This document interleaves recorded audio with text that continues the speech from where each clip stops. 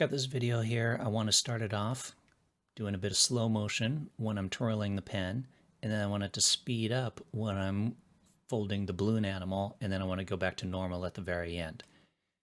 So the easy way to do this is just cut the video into 3 pieces, click on the middle piece, right click, go to change clip speed, and then just speed it up.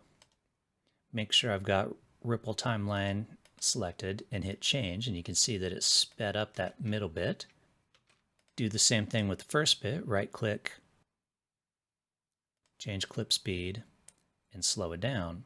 The catch is when it gets to the point where it changes from one clip to the next, it's going to be very jarring. There's no smoothness to it, and that's where the speed ramping comes in. So let me undo these changes. So first thing I want to do, or first thing you want to do since you're watching this video, is move your playhead to where you want the speed to change. Hit Control R on your keyboard, and you're going to see this speed change option come up here with these arrows.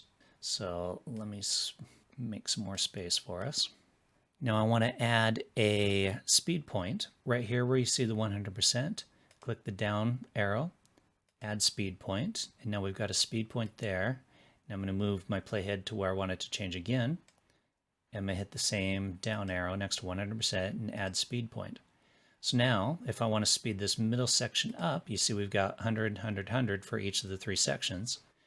I want to speed the middle section up. I click the down arrow, and I can go change speed. And let's say up it to 200. I can even dial it in a bit more because if you noticed, there were set amounts, 110, 150, 200. If you want to do that, all you need to do is grab that speed change point and then move it left to right. So notice when I'm pulling it slowly to the left, 206, 210, 20, whatever. So you can dial it in a bit tighter if you want. Same thing goes for the first half.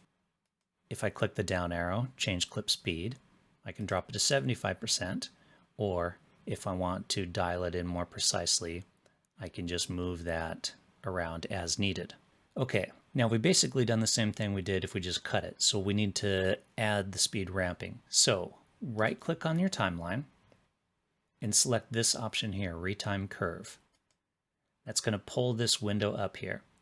Now, if you don't see retime speed here, click this little down arrow and make sure to check retime speed. So by default, if you haven't done this, it might not be checked already. So just make sure retime speed is checked.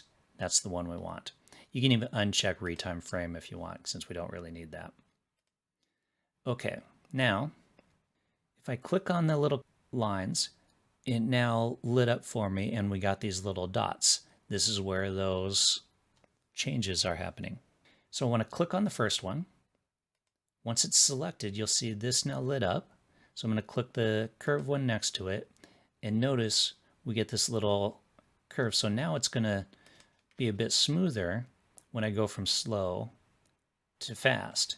Now if I want to smooth it out even more, I can click the little handles there on the bezel, and you can see I can adjust it by just pulling it to the right and make it even a bit smoother if I want.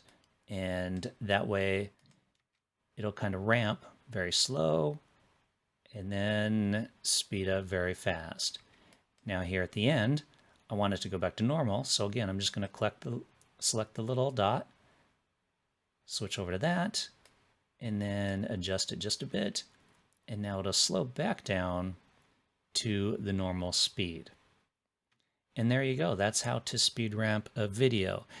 Keep in mind, your audio will need to be done separately if you want to do that as well. But that's pretty much it. That's how to speed ramp or fast forward or slow motion in DaVinci Resolve.